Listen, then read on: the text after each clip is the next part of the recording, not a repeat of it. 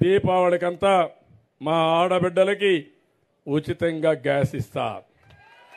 నేనే వచ్చి మీ ఇంట్లో వంట చేస్తా. ఎందుకంటే ఒకప్పుడు చెప్పేవాడిని, నేను గ్యాస్ ఉంది, గ్యాస్ లేనప్పుడు చెప్పేవాడిని చెల్లెమ్మలో గ్యాస్ కొనిస్తానంటే కొంతమందికి అర్థమయ్యేది కాదు.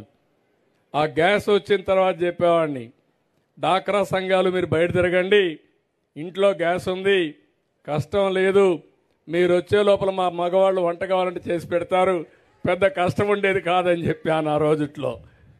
కానీ యథార్థం ఇప్పుడు వంట చేయడం పెద్ద కష్టం కాదు, మగవాళ్ళు కూడా చేయొచ్చు, కాఫీ పెట్టుకోవచ్చు, అలవాటు అవుతుంది.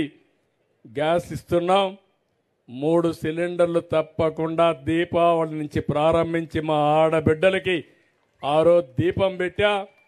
ఈరోజు ఆ దీపాన్ని వెలిగించే బాధ్యత మేము తీసుకుంటామని చెప్పి కూడా నేను మీకు తెలియజేస్తున్నా.